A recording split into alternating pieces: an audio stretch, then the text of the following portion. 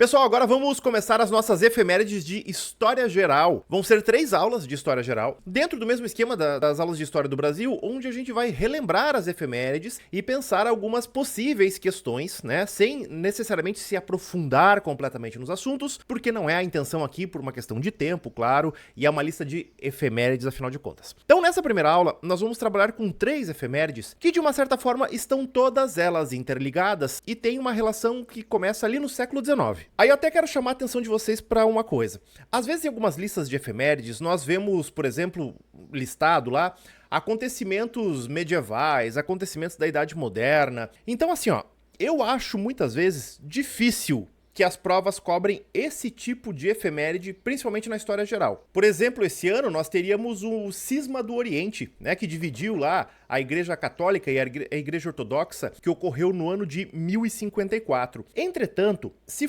nós estivéssemos em 2004, e que daí faz exatamente 500 anos do Cisma do Oriente, eu até pararia para falar um pouco dela. Mas, novamente, eu acho difícil, e até tô falando dela aqui, olha, tem o Cisma do Oriente, então dê uma olhada no Cisma do Oriente, mas eu vejo poucas possibilidades, porque nem mesmo é um assunto assim tão cobrado de forma regular nas provas, e também não faz muito sentido dentro da lógica das efemérides. Tanto que eu tô partindo das efemérides do século XIX, e que inclusive essas têm algumas outras relações, como é o caso, por exemplo, do Napoleão. O Napoleão, ele vem, e inclusive as 3 efemérides que eu vou falar têm a ver com a figura do Napoleão. E tudo isso impulsionado pelo quê? Pelo filme do Napoleão que estreou esse ano nos cinemas, então tem várias coisas que podem puxar o Napoleão para as provas. Porque, inclusive, o próprio Napoleão em si, ele não é um assunto tão presente assim nas provas brasileiras. Quando se fala no Napoleão, geralmente se fala do quê? Da relação dele com Portugal, que daí veio, né, a família real para o Brasil, mas não faz uma pergunta específica sobre o Napoleão. E aí o que mais é cobrado em cima dele tem relação com o Congresso de Viena, que está inclusive nessas nossas efemérides, porque o Congresso de Viena começa ali em 1814. Entretanto, em relação ao Napoleão, qual é a primeira efeméride? A primeira efeméride é de 1804, que é quando o Napoleão ele se transforma, ou ele se torna imperador. É a coroação do Napoleão, ou melhor dizendo, a autocoroação do Napoleão, é no ano de 1804. Então assim, se não tivesse tido o filme esse ano, se não fosse assim uma pauta quente, né, do ano de 2024, talvez até dizer pra vocês assim, não se preocupem muito com o Napoleão. Entretanto, existem, então, uma série de conjuntos, né, um contexto muito específico que pode ser que traga o senhor Bonaparte para as provas de vocês. Então, sobre a questão do Império do Napoleão, o que nós podemos pensar e quais são os ganchos que as provas podem trazer? Primeiro de tudo, a ascensão de Napoleão ao poder. Vamos lembrar que antes de ser imperador, o Napoleão já chega ao poder na França como cônsul. Isso no ano de 1799, que inclusive é o evento que marca o fim da Revolução Francesa. Nós temos o processo da Revolução Francesa, que dura 10 anos. Ela inicia-se em 1789, tem as suas 3 fases, até que em 1799, ao menos historicamente, né, na divisão histórica, nós entendemos que ela acaba com a ascensão de Napoleão ao poder, mas não necessariamente a herança dela acaba. Até porque na história o que nós entendemos? Que o Napoleão ele vem para consolidar as questões burguesas, principalmente, ou melhor dizendo, os valores burgueses da Revolução Francesa, porque Napoleão, ele foi um imperador burguês. Isso é importante a gente conceber, porque é uma dúvida muito comum que aparece, e totalmente compreensível, porque os alunos às vezes têm uma pequena dificuldade de entender assim, veio a Revolução Francesa para derrubar o absolutismo, correto? Correto. Daí ficou 10 anos essa bagunça toda, monarquia parlamentar, república, diretório, para depois vir o Napoleão, e ele novamente se transforma num imperador. Então peraí, os franceses fizeram 10 anos de lutas para derrubar um monarca, né, para depois colocar um imperador? Como assim? É porque são coisas diferentes. Porque na verdade a Revolução Francesa não é só para derrubar a monarquia, ela é para derrubar o absolutismo, que é aquele sistema de governo típico da Idade Moderna, né, baseado numa ideia de tradição e assim por diante. Já o Napoleão, por mais que ele seja imperador, por mais que ele seja autoritário, inclusive, ele não é um imperador absolutista. Porque entendam da seguinte forma, o absolutismo, ele se apoia sobre um tripé. né? Que tripé que é esse que o absolutismo ele se apoia? Ele se apoia na ideia da tradição, porque o monarca ele é colocado por Deus, vamos colocar assim. A classe social que apoia o absolutismo é a nobreza, porque então são os nobres, né, que circundam o rei, são os nobres que de uma certa forma também dão suporte ao poder real, e são os nobres que são os ministros, que são os juízes, que são aquela coisa toda. Então eles fazem parte do corpo estamental. E aí, por último, também, o sistema econômico do absolutismo, que é o mercantilismo. Então, esse é o tripé do absolutismo. Quando o Napoleão ele chega ao poder, o que nós temos que perceber? Que o Napoleão ele não se utiliza de nenhuma dessas três estruturas. Porque, afinal de contas, da onde vem o poder do Napoleão? Qual é a base ou o substrato ideológico? Já tem a ver com o liberalismo. Porque, afinal de contas, na concepção napoleônica, o que acontece? Ele chegou ao trono, a um dos tronos mais importantes e mais tradicionais da Europa, que é o trono francês, por conta própria, vamos colocar assim, porque ele não é nobre. O Napoleão ele não tem o tal do sangue azul. O Napoleão ele era filho de girondinos, então ele vem, né, das camadas ali média-baixas francesas, e aí ele vai escalando socialmente, né, principalmente dentro do exército, tá? Ele começa lá dentro do exército, ele vai galgando postos devido ao seu gênio militar, era um excelente estrategista, aquela coisa toda. Ele chega a general francês, tem uma participação brilhante nas guerras durante a Revolução Francesa, inclusive, na defesa da Áustria, ele vai lutar no norte da África contra os ingleses, aquela coisa toda. Inclusive, ele é muito reconhecido por vencer os ingleses em terra, até o ponto em que, a partir dessa carreira meteórica, ele chega ao posto de imperador, por meio, claro, de um golpe, de uma intervenção e aquela coisa toda. Pois bem, então vejam o seguinte, é dentro dessa ideia de um cara que fez a si mesmo, né, que o Napoleão chega no trono. Tanto que o fato dele se auto-coroar e não permitir que o Papa o coroasse, que mensagem ele tá passando? Que o poder dele não vem da igreja, que o poder dele não vem da tradição. O poder dele vem dele mesmo e das suas próprias habilidades. É o liberalismo em seu ápice. Não à toa que o Hegel, inclusive, vai falar o quê? Que o Napoleão está para o liberalismo, assim como Jesus Cristo estava para o cristianismo. Então é mais ou menos dentro dessa percepção. Então vejam, a primeira base do absolutismo já não vale para o Napoleão. É o liberalismo e não a ideia de tradição. Agora, classe social que apoia o Napoleão. O Napoleão ele não vai se aproximar, ao menos num ponto estratégico, vamos colocar assim, da nobreza. Ao contrário, ele exclui um pouco a nobreza e ele governa para os burgueses. O Código Civil Napoleônico, as reformas econômicas, a criação de uma moeda única, a criação do Banco da França e o famosíssimo Código Civil Napoleônico, ele é um código burguês por excelência. E aí, por último, né, na última estrutura ali que eu falei pra vocês, que eu falei, olha, tem o mercantilismo, o Napoleão já não governa mais com o mercantilismo. Se ele tá governando pra burguesia, ele já coloca o liberalismo econômico, né? Então ele protege a indústria francesa, ele desenvolve, ele vai fazer a reforma agrária na França. A gente tem que lembrar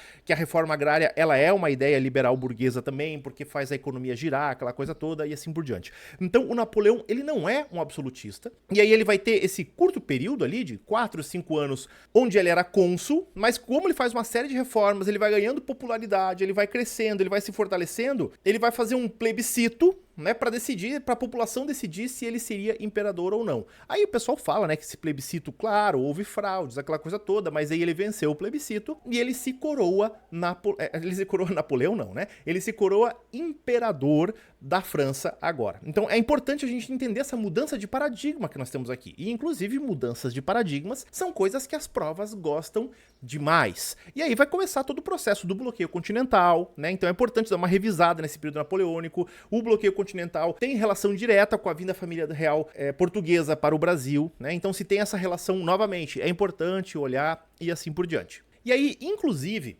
todo esse processo napoleônico, ele impacta diretamente na nossa segunda efeméride, que é a Revolução Haitiana. O pessoal fica muito preocupado, né? Ah, mas o Haiti aparece bastante nas provas e assim por diante. Assim, gente, o Haiti, ele apareceu bastante nas provas nos últimos anos, especialmente quando se discutia por conta da migração dos haitianos para o Brasil. Então, assim, pode aparecer nesse ano? Até pode, eu não vejo tanta possibilidade assim, vamos colocar como média possibilidade essa efeméride do Haiti, mas a gente tem que lembrar o seguinte, quando começa a Revolução Francesa, nós temos que construir uma pequena linha do tempo aqui. Quando começa a Revolução Francesa, no Haiti já começam as convulsões sociais, porque o Haiti era uma colônia francesa no Caribe, onde cerca de 85 a 90% da população ela era negra. Então os brancos eles são a minoria da minoria efetivamente falando. E boa parte desses negros, inclusive, eles eram escravos. escravos. Então começa uma série de rebeliões, porque se caiu a monarquia na França, o poder francês ele vai enfraquecendo. No caso da colônia, tudo fica muito mais enfraquecido, então as camadas mais oprimidas elas veem uma possibilidade, né, de se levantar contra o poder instituído. Mas depois, em 1792, começa o período da República Jacobina na França. Essas datas vocês não precisam guardar, tá? Só tô localizando a gente temporalmente.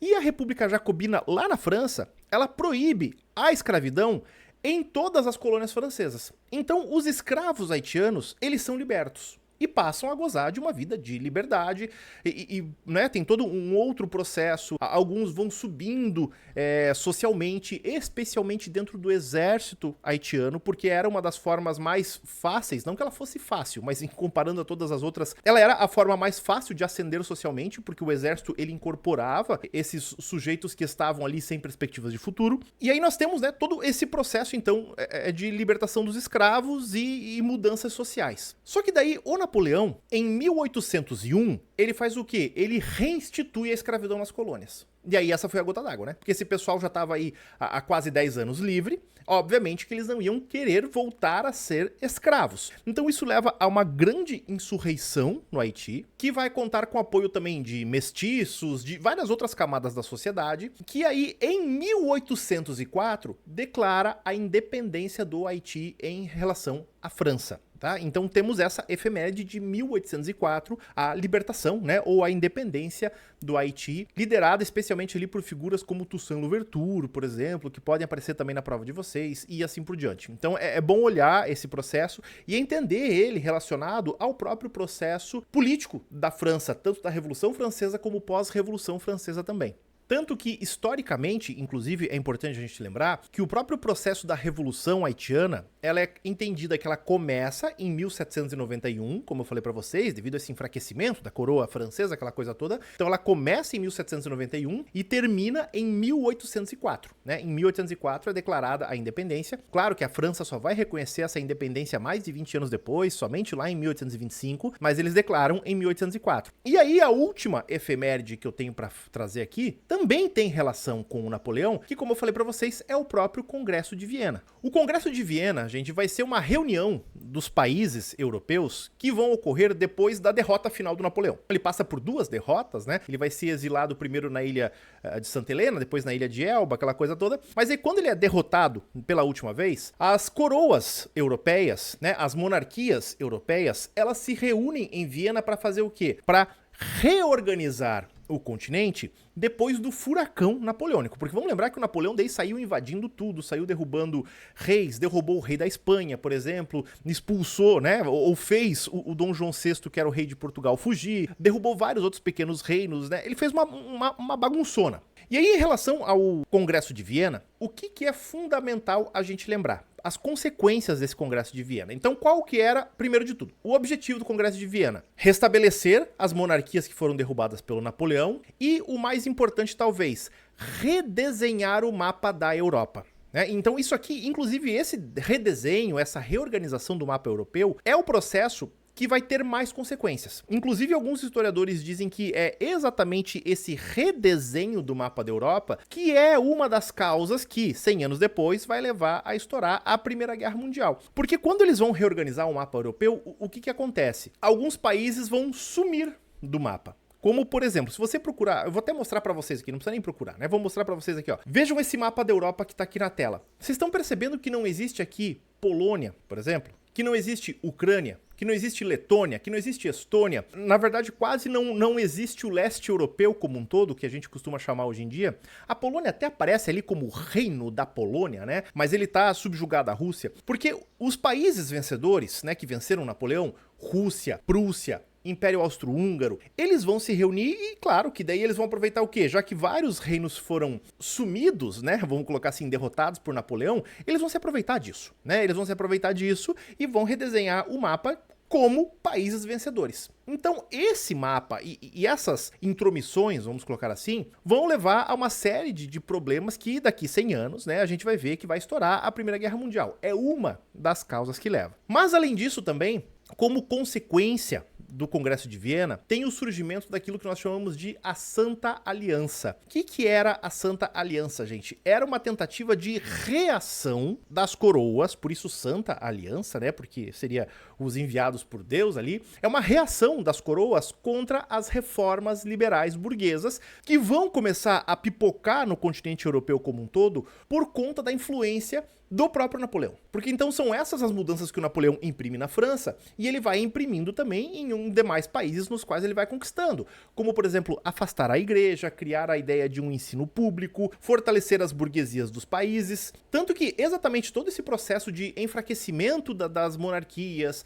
e fortalecimento das burguesias vão levar também ao fenômeno que nós conhecemos como a Primavera dos Povos, que a gente vai ter ali daqui a alguns anos, né? Principalmente nas décadas de 1820, 1830, 1848 na Europa. Então isso aí tudo também está relacionado ao próprio processo do Congresso de Viena. Aí da Santa Aliança participa quem? Participa Espanha, participa Rússia, participa o Império Austro-Húngaro, a Inglaterra não. E aí cuidado, tá? A Inglaterra, ela participa do Congresso de Viena, óbvio que foi um dos países vencedores, mas aí da Santa Aliança não. Por que a Inglaterra não participa? Porque a Santa Aliança, ela é típica de países absolutistas, né? Esse absolutismo, ele ainda está existindo ali e ele começa a desaparecer com as primaveras dos povos. Mas então a Inglaterra, ela fala o seguinte, olha, eu não sou absolutista, né? A Inglaterra passou pela sua Revolução Burguesa lá em 1689, está muito bem colocada, né, como uma nação burguesa por excelência, ela não se entende como absolutista, então ela não participa.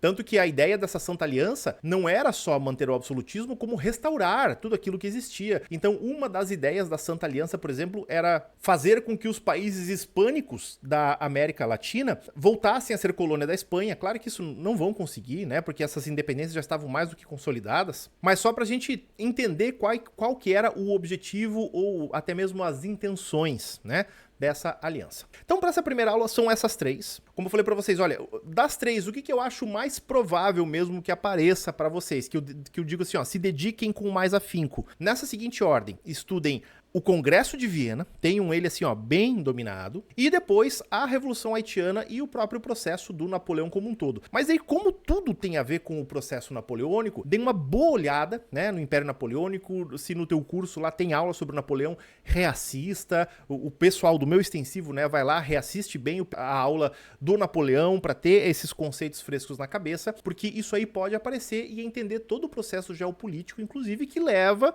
ao século XX, à eclosão da Primeira Guerra Mundial e assim por diante. Certo, meus queridos? Não esquece, hein, ó, se inscreve aqui, tem mais aulas para vir. Não esquece de ligar as notificações também, tá bom? Um grande abraço para vocês e vambora!